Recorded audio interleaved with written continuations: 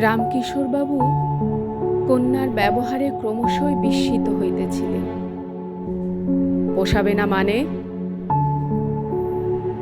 ওরা ছেলের আবার বিয়ে দিচ্ছে, তুমিও তো মত দিয়েছ।